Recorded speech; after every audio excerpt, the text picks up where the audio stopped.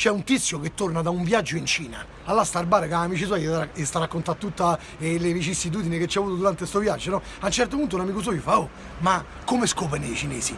Allora voleva sta buono, un po' capire che roba, oh, una sera più una cinesina bella piccoletta, tutta piccoletta, ma la porto in camera, la spoglio tutta. A un certo punto questa mi fa: adesso io fale a te amore tempestoso. Allora quello fa: insomma, che t'ha fatto? E niente, mi si spoglia tutta nuda. A un certo punto mi spoglia tutto nudo pure a me. Mentre mi sta a baciare, pia un bicchiere d'acqua e me lo versa sulla schiena. Io c'ho tipo un brivido e lei mi fa: questa è la pioggia di amore tempestoso. Quello fa: no. E poi, e niente, insomma, mentre mi sale sopra che se stavamo a fare un po' di petting, lei con un bastone comincia a dare tutte bastonate addosso all'armadio. Gli fa: che è? E lei mi fa: questi essere tuoni di amore tempestoso. Fa: no, io credo che continua. E insomma niente, mentre stavamo così a scopare in mezzo a tutti i fracichi perché mi aveva buttato l'acqua addosso, prende e accende il ventilatore a palla sopra di me.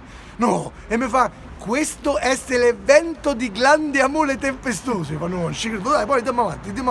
Fa: insomma niente, continuiamo a scopare, mi sale sopra piena torcia, ma la comincia a accendere e a spegne davanti all'occhio. Accende e spegne. E mi fa: questo è lampi di amore tempestoso. Arcamico, così fa: oh, ma la finta la sei scopata? E come facevo con quel tempaccio?